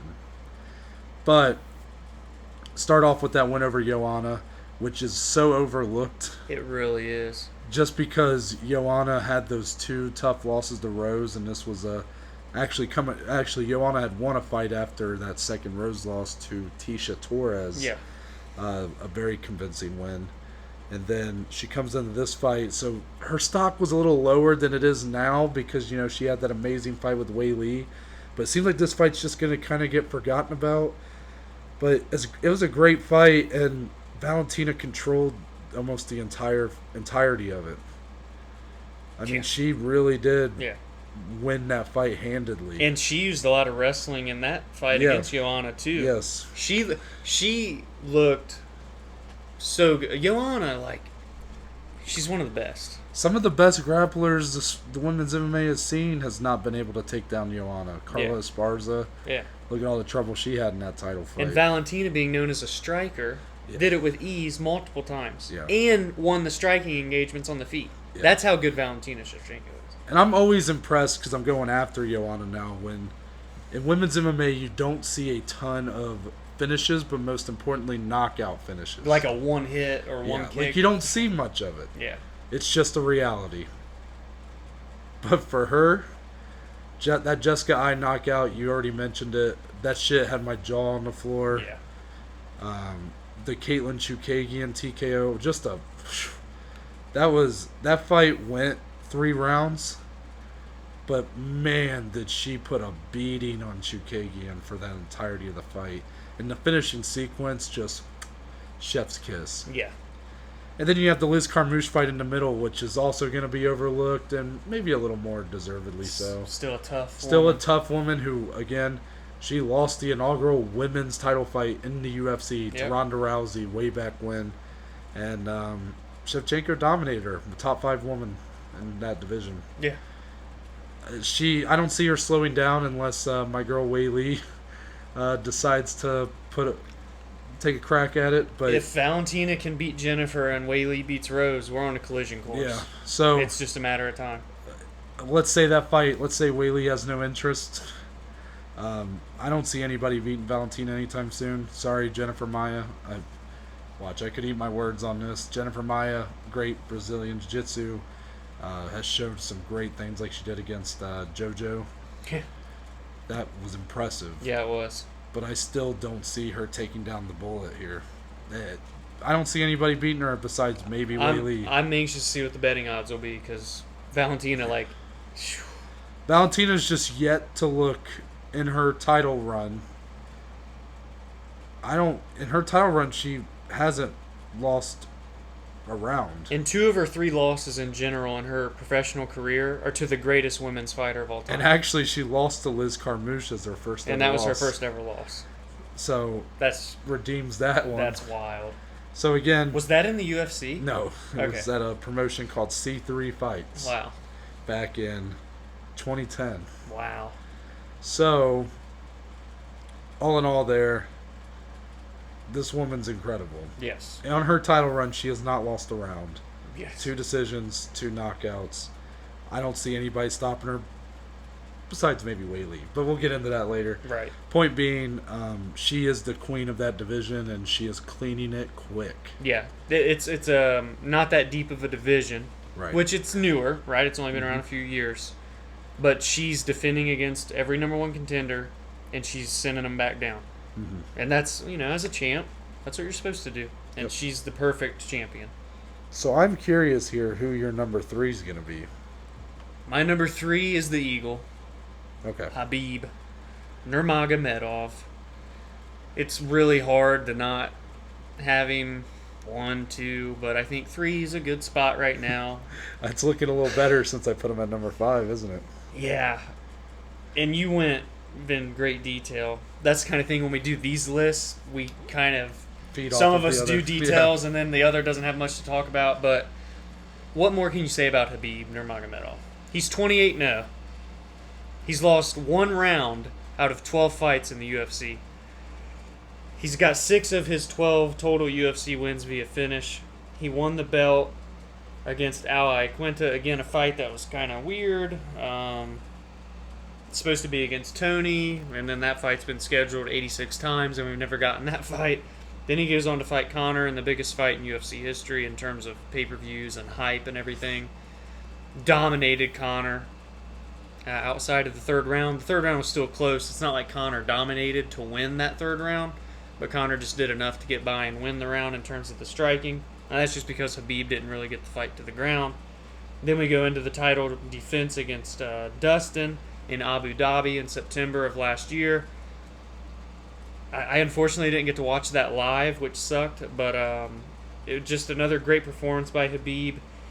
A guy that is, out of all 11 champions, he's the most dominant champion in the UFC. Mm-hmm. I mean, again, when you're talking about a guy that's lost 1 single round, he's lost 5 minutes. 5 minutes out of 12 UFC fights. That's... See, I don't even know if I thought he's lost that many. It's mind-blowing stuff. And so, yeah, he had the huge fight coming up in less than a month away. Oh, the breakdown for that. We might be here for hours because him and Gaethje is so intriguing, so important. Habib wants to finish at that immaculate, pristine 30 wins and 0 losses, something we've never seen before. Mm-hmm. And if he is able to do that, wow. Just wow. So, that's Habib. You went deep into him, so I can only say so much. I mean, I feel bad because I'm a huge Habib guy. Like, I love watching Habib fight. And I'm a big fan of his. Right. So I feel bad where it feels kind of like I'm definitely, like, underrating his title reign compared to probably what the majority. Again, I just think Habib is now so big that I think it's easy to get lost in that because he became so big based off a lot of this stuff with Connor and whatnot. But He's a worldwide. The actual title reign itself is just, it's top 5, but it's, to me, it's just not better than the ones I've mentioned so far and the ones that we're going to talk about, because our 1 and 2 are the same 2 people. Maybe the same spots. My number 2, from the land. Yes, we have the same Okay. top 2. So we can really just get into a big So conversation. our number 2 is Stipe Miocic. And our number 1... I'm the champ of the world! God, I love that clip of him. Number 1, the Lioness. The first mom champ. Yeah, she is now. Shout out Amanda Nunes, man. Amanda Nunes. Just had baby Reagan a couple days ago as when we're recording this. Yeah. But we got to get into number 2 first. We'll get into Amanda. Yeah, so Stipe, we have talked about him. Cleveland stand up. Ohio. OH. IO. Stipe. Okay, let's The greatest heavyweight of all time. of all time. And we went into exhausting detail about Stipe at 252, and we're going to do it again. Because, again, I'm going to do a little history lesson for y'all. Do a little history lesson because I'm going to go to the bathroom while you do it. The UFC first introduced champions back in, I want to say, 1997. They started with the heavyweight division. It is the longest division in UFC history. It goes all the way back to 97. They started with Mark Coleman. From that point until Stipe became champion in 2016, a heavyweight champion had not defended the belt more than 2 times. Let that sink in, people. 2 times. That's really not that many, because you got to think about it. You win the belt, and then you've defended it twice after. And then every champion that has came from 1997 to 2016, that's nearly 20 years, would lose in that time frame. Some people fight more than that in a year. Stipe was the first one, because you're talking about these huge individuals. It's the biggest division, obviously, in the UFC. It's incredible that it took us that long, nearly 20 years, to get someone, over 20 years if you count his reign, to get someone to defend the belt more than twice. Stipe was the first to do it. UFC 198 in Brazil. He's going up against the reigning, but it was his first title defense, Fabricio Verdum. From Brazil. Who had just beaten, who probably most would have said before this Was time the frame, greatest the greatest heavyweight heavyweight of all time, Cain Velasquez. Yep. He's in Fabricio from Brazil, home country. The Brazilians are going nuts. Yes. Because they love Fabricio. Stipe knocks him out in the first round, backing up. Yeah. Fabricio gets a little wild, starts chasing him. Stipe's backpedaling and just hits him with a bop. Yeah. Knocks him out cold. He wins the belt. He goes nuts. I'm the king of the world. I'm the world champ. Yep. You did it perfect. Jumped over the cage, Yep. did a backflip. Yep. Whole crowd, or not a whole crowd. His whole team's hugging and The crowd screaming. is silent. Yes. So You the hear a UFC pin drop. So the UFC goes, well, Stipe didn't really get a whole lot of love for winning the belt there. So let's send him home. So let's send him home. His first title defense in Cleveland, Ohio. An event near and dear to our heart. Some may say an event a little extra special. Oh yeah, the most special. UFC 203, we've talked about it, and again, in exhausting detail. Yes. Go listen if you have not. Yep. Broke down the entire day, the fight, the Yeah. freaking atmosphere. Fantastic. Go listen to it after this.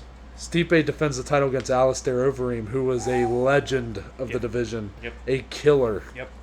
Knocks him out in the first round after being hurt. Yes. Was hurt early on. Almost got put in a guillotine. Yeah, I felt the tap. I felt the tap. No tap. No tap. Stipe knocked him out. Yes. Like a video game. Yes, it really was video It game. was literally out of nowhere. Alistair was just done. Yeah. So after that, UFC 211 in Dallas, Texas. Yep. Stipe defends again.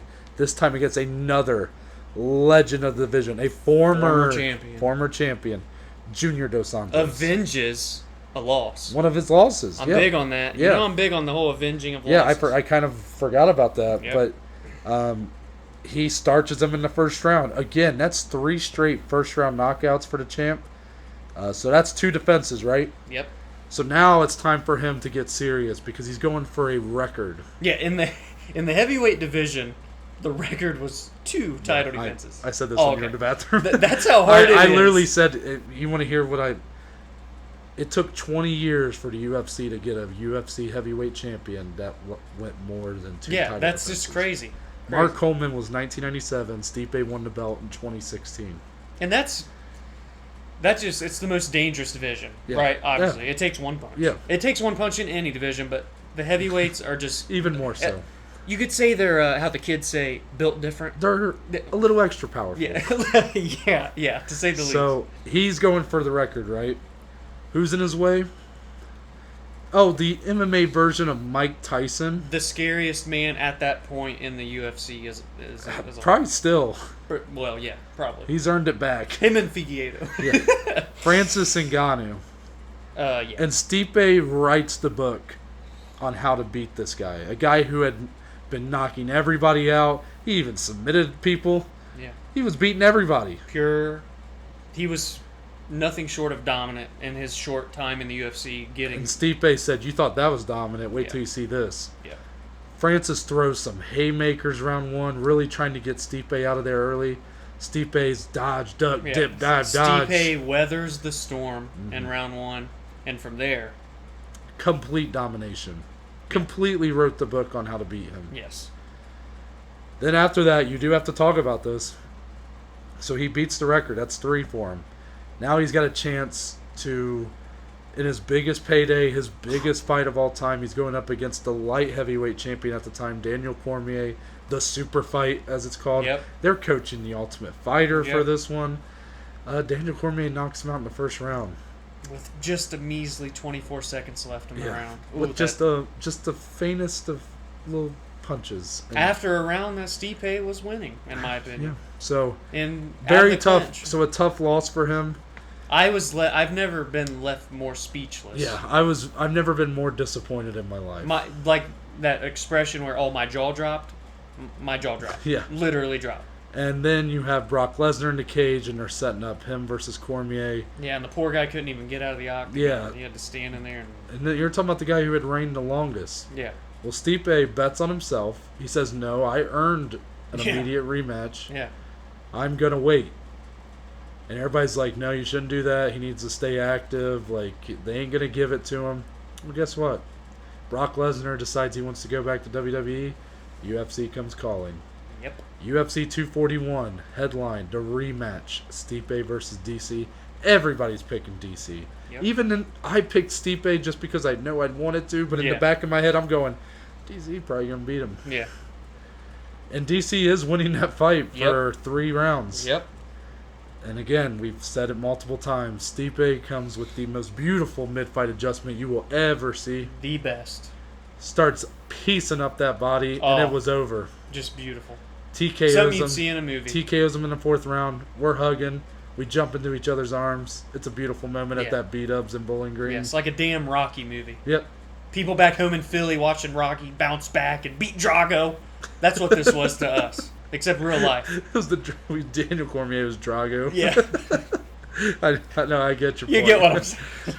So, he has the belt back. Now that means, Noah, it's 1-1. They have to settle the score. But Stipe's eyes a little fucked up. A little bit. So, there's some time in between. Another year. Nearly to the day. So you get the 3rd fight. Who is the heavyweight GOAT? UFC 252. We may have a breakdown of that and a recap of that. They might have to go check it out. You might have to go check it out on the channel. Or YouTube, or Spotify, oh, yeah. or Apple, Google. Sorry, Anchor. I need to quit using YouTube terminology. But if you're watching on YouTube, you can go to our playlist and check out all sorts of little things on there that Dom created. Yes. But you get the 3rd fight, the trilogy. The biggest trilogy in UFC history. The biggest fight in UFC history. Yeah. Stipe wins convincingly. Yeah, dominant 4-1. almost You could say 5-0. 3-2, but I think it was 4-1. I thought it was almost 5-0. I think it would have been 5-0 had he not got dropped in the first round. Yep. So that's where we are today. So overall, 4 total title defenses. Yep. In 2 different reigns. He's a 2-time champ. And I know he's got that loss in between, but it doesn't matter, man. That guy was knocking. He really, the second DC fight, he was vulnerable, or not vulnerable, but he was getting pieced up early on. Outside of that second DC fight, Stipe has looked dominant in all of these. Yeah. You're talking 3 straight first round knockouts to win the belt and the 2 title defenses. Then he dominates Ngannou for 5 rounds. Loses the belt to DC, gets it back in a big comeback win, a fight I'll never forget watching for the first time, and then ultimately pretty much dominates the third one, in my opinion. I know a lot of people are calling it very close, and I think a lot of that's just more out of respect for DC. I think he handled DC. He looked great. And I know DC... He dominated... DC's eye was fucked up, I'll put it out there, but I don't care. Well, not that I don't care. DC, I'm glad that you're doing all right. Yeah. I'm just saying that, like, ultimately, Stipe was winning that fight Stipe regardless. dominated in areas DC should have on paper. Yeah. That's what was The so clinch, convincing about it.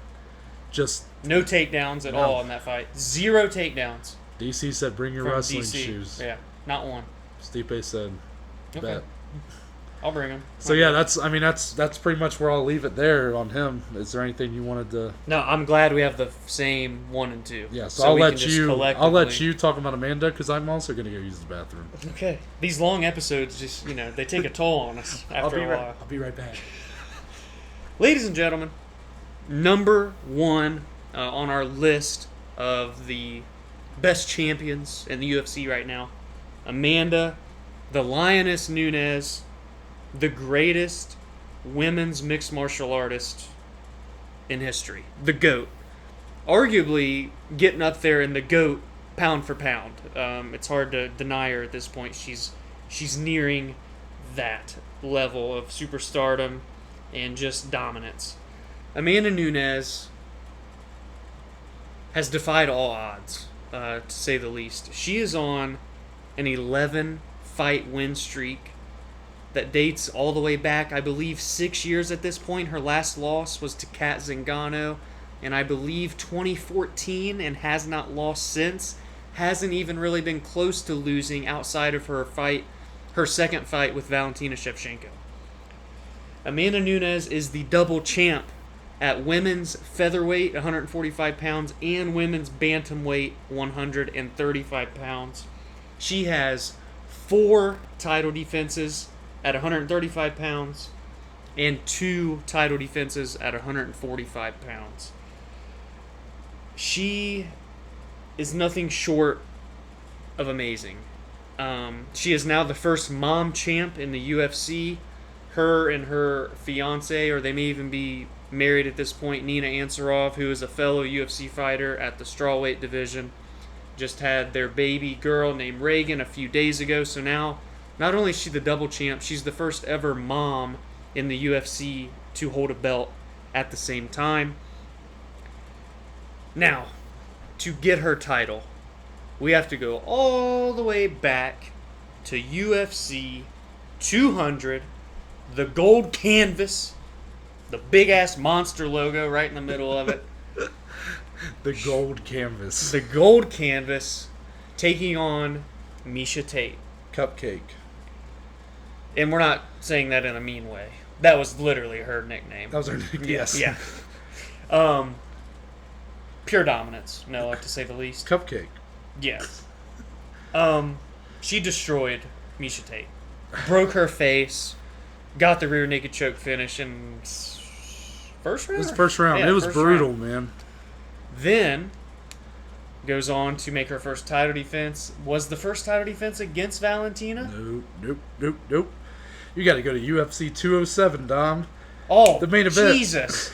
It was Ronda freaking Rousey. She's back. For 40 seconds. For 40 seconds. I cannot believe I just forgot that was her first defense. Yeah. The return of Ronda Rousey. Oh, everybody thought Ronda was back. Ronda's a bad bitch. To the point that Amanda basically got no promotion None. going into that fight. You can look up, I'm sure, the hype trailer for that, the promo. It was all Ronda. All Ronda. She's back. She's walking through the mansion. She's watching everybody on TV. She's going, she's making a lot of pouty faces. She's back. She's going to be champ. Bullshit. Amanda made Ronda look like she has never fought a fight. Ever. It looked like they just picked up someone off the street and said, here's a couple bucks. Fight Amanda Nunes. Yeah. And this is no slight to Ronda. That's how dominant this was. That was a slight to Ronda. But overall, yes, it was... I'm joking, of course. It's definitely because Amanda's just that good. That was the moment she became a star. Not the title win over Miesha Tate. It was that moment where she wrecked everyone's favorite women's mixed martial artist. People were surprised when she beat Miesha Tate. Yes. They were flabbergasted. Yes. When she beat Rousey the way she did. We were. I don't remember what I thought at the time as far as who would win. I'm sure I probably thought Rousey was going to win like a fucking casual. I was. But... That was December of 16. Regardless of who you thought was winning that fight, for it to be like the way it went... It was the furthest thing from competitive. She ended Rousey's career. Yes. She sent her to the WWE. She sent her from the realest shit to the scripted shit. That's how bad this was. Rousey was like, I don't like getting punched in the face for real. Then, Valentina Shevchenko. UFC 215, the headline. A rematch. Mm-hmm. They had fought previously. And actually, I'm pretty sure, I could be wrong. Sorry, I'm not trying to catch good. up. It's not like I believe don't the first win over Valentina is what got Amanda that title shot against Miesha. I think it was her last. The timing is very much in that range, like the 190s of UFC type thing. And that first fight between Amanda and Valentina, 3 rounds. Amanda got tired in the 3rd round. So much so that people almost argued Valentina maybe squeaked out the win in that one. I don't agree with that. It was a clear-cut 2-1, in my opinion, for Amanda. Agreed. Now, Amanda's second title defense against Valentina, and I just said this while you were in the restroom, this has been Amanda's closest fight in 6 years. So what's funny is you said that win over Rousey made her a star. I agree. But I also think she almost blew that entire star. Because of this fight. Not just because of this fight. She was scheduled to fight at UFC, was it 209? This fight with Valentina, I believe, was supposed to happen. It was supposed to happen before it did. Mm-hmm. Amanda ends up going to the hospital due to... For the weight cut.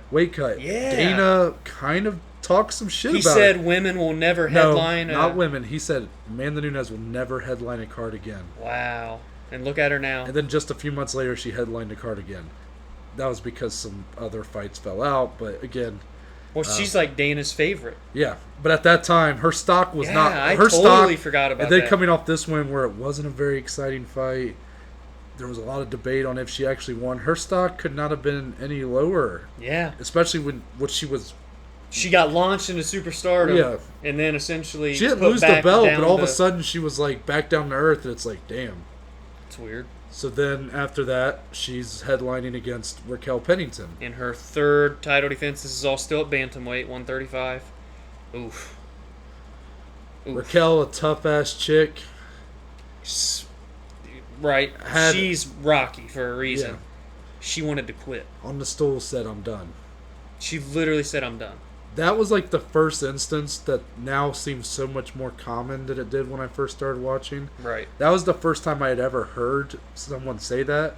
And her corner pushes her back. Yeah, and now that's such a heated thing, or a very hotly debated topic between the community and the fighters, really. But at that time, that was the first time I'd ever seen that, and I was just like, whoa. Yeah. Like, she's, like, done. And ultimately gets finished. Was that in the 5th round? Yeah. TKO, it was bad. Yeah. It was bad. It was 5 rounds of domination. Yeah, it really was. That shows how tough Raquel is, because Amanda controlled and pieced her up. Her face was busted. Her nose was destroyed. So for her to even make it to the 5th, shout out to her. It was a big win for Amanda, but the majority of the people still, they were like, okay, Raquel, they didn't really think Raquel had much of a chance. Yeah. They were like, okay, that was very impressive, but her next matchup here. So I said, following her win with Ronda, she was a star. Then she got put back down to earth with the Valentina. Then she beats Rocky, so her stock rises a little. This is more than star. This is superstar. All-time great. This is all-time great. This is face of women's mixed martial arts. This is one of the greatest pound-for-pound fighters and the greatest women's fighter. This is what this fight was. Yep. And who was it? It was against a dominant, just women's champion across any fucking promotion. Unbeaten for a decade. Chris Cyborg. At the time, this was the women's GOAT. And she was the champion of the women's featherweight division. A Yes. division that had literally been created and established for her. Cyborg. Amanda goes up after 3 successful defenses at bantamweight. Goes up 10 pounds to fight the GOAT at the time at 145 pounds. You want to talk about something I did not expect? And you and me both predicted that, didn't we, Noah? Was it you and me were the only two in my basement that night that predicted it? Or was it me and JP? That predicted what? Nunes to win. I predicted Nunes to win. Okay, it was you and but me. I wasn't in your basement. Oh, damn. I jumped up with somebody and hugged them. Amanda Nunes dismantled Chris Cyborg. Almost as easy as she did Ronda Rousey. Except she took a few more shots. I'm pretty sure she finished the fight quicker. Might have been a couple seconds quicker. They were both in between the 40 to 50 second, both of them. Ronda Rousey and Chris Cyborg are probably arguably number 2 and number 3 on a women's MMA GOAT list. Yes. Amanda Nunes disposed of them together in less than a minute and a half. Yes, both of them. We could end there. Yeah. But we're not. That's what gives her champ status right there. Superstardom. She is essentially the face of all women's mixed martial arts. Mm-hmm. If you're looking at women's fighters and you want to become great, okay, this is who you need to look up toward, and this is where you need to chase greatness. It's Amanda Nunes. That was the moment. Agreed. But she didn't stop.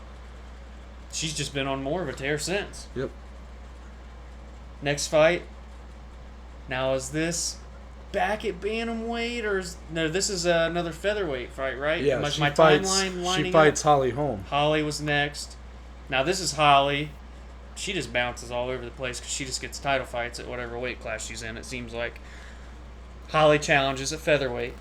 Amanda now is attempting to become the first ever champion to simultaneously not only hold 2 belts, but defend them both at the same time. Which I know is a mouthful of an accomplishment. It's kind of like it almost comes off like one of those accomplishments, like when they say, like, oh, only 5 players under the age of 26 have averaged this many points, this many rebounds, and it's like some random-ass player like Jeff Green with LeBron and shit. No, this means huge. More than just winning 2 belts. Especially in an era now where double champs are becoming more common. Yeah. She's still, to this day, the only one, right? At the same time? Yeah. Because Henry technically didn't, because he gave away the belt first. Yeah. Both belts on her shoulders, defended both at the same exact time. She Holly Holm. The queen of the one of the most iconic images you'll ever see is Holly Holm knocking out Ronda Rousey with the leg kick. Yeah. Holly Holm got knocked out with the leg kick. First round, head kick KO, Amanda Nunes. A powerful ass leg That kick. was something I was not expecting. And you don't see Holly in terms of an outcome. You don't see Holly getting finished like that. Never. No. I don't think she'd ever been finished. I think that was the first time she'd ever been finished. Knocked out cold, pretty much. Basically. Not cold, but you get my point. She got kicked, dropped to the ground. Amanda said, oh, she's not out yet. Took that right hand. Boom! While Holly was sitting up on the ground. I forgot about that. Yeah. It was like what Holly did to Betch Correia. Yeah. Actually, yeah. So, Holly was seeing stars. Holly got hollied. Yeah. Then, Amanda goes back down to her rightful weight class. She looks good at fucking... Honestly, she looks great. She could fight at 170 pounds. I don't even care. GDR, Jermaine Duran, a controversial fighter.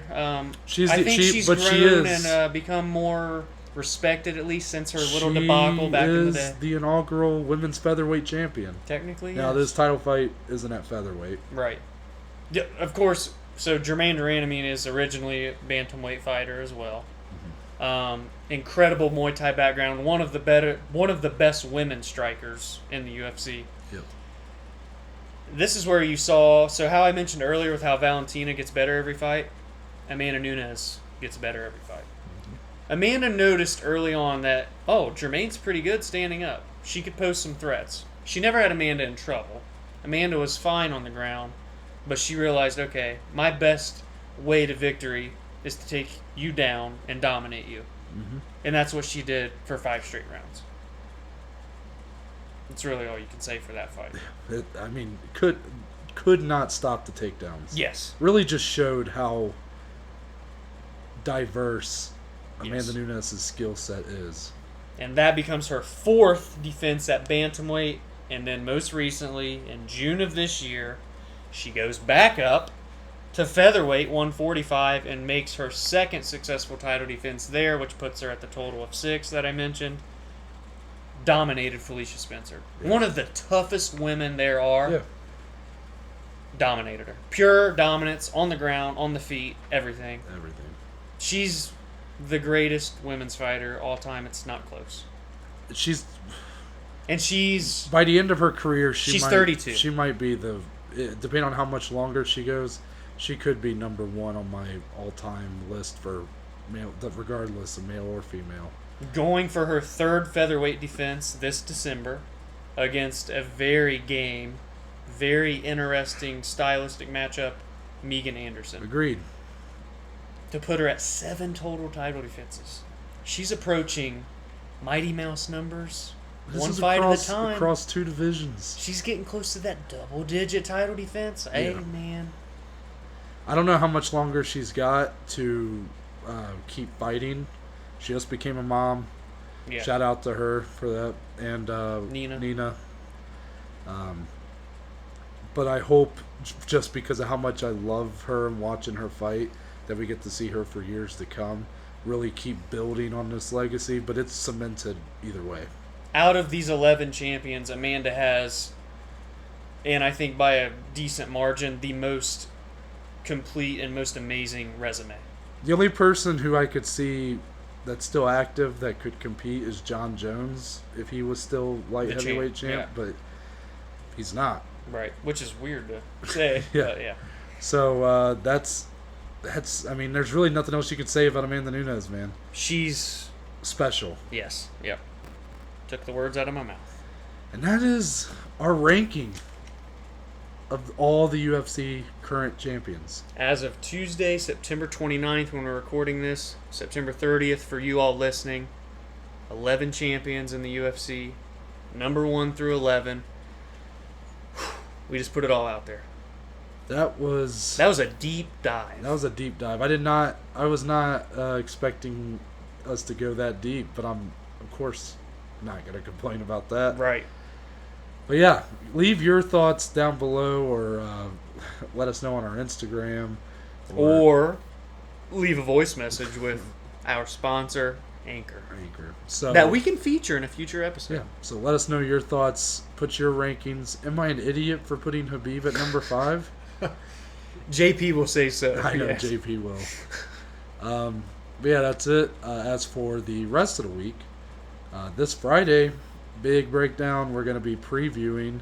I don't believe it has the hashtag yet. I think What's funny is I saw hashtag when they posted the poster, I believe this week, they put hashtag UFC Vegas 4, and I went, oh, did they really mess it I up? went, That that ain't ain't it. it. I think it's hashtag UFC Fight Island 3. I think that's what it is. Okay. Let me dig in while you're discussing. Regardless, it's Holly Holm versus Irene Aldana. Holly Holm, we just talked about. Irene coming to really play ball here. So we'll be breaking down that entire main card. Jermaine Durandamy is also on that main card, I believe, along with some other great fighters and fights. And then Monday, we're going to be recapping that entire show from Saturday. So be sure to check those out.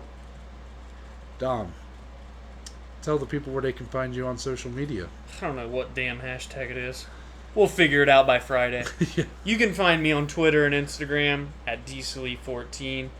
You can find our podcast on Instagram at BelowAverageJoes_podcast.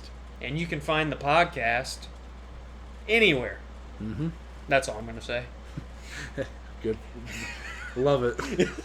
As for me, if you go to my bio on Twitter or Instagram at ntbaker_, you will be taken to our link tree, which will give you every link to every platform we are on, as well as our Anchor page, our Instagram, a link to become a contributor, to leave a voice message, things like that. You can find that on the Anchor page. It's really the best link out there right now. Yeah, of all social media. I love the link tree. It's the link. Yeah. If you ain't seen the link, you need to go click on it Yeah. right now. And then click all the links in the link. Exactly. So they're like Spotify, Apple, Google's on there. If you go to Anchor, we're on many more platforms than that, Yeah. but it would just be hard to fit them all on one simple Yes. link tree. It would be a very large page. But yeah, again, you go to at ntbaker_, and you can find that there. And with that, we're out, and we're going to see y'all on Friday.